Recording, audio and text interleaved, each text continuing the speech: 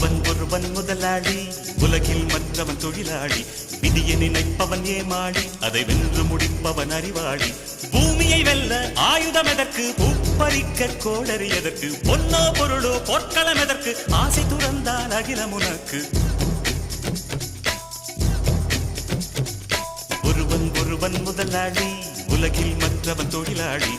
விதியை நினைப்பவன் ஏமாளி, அதை வென்று முடிப்பவன் அறிவாளி.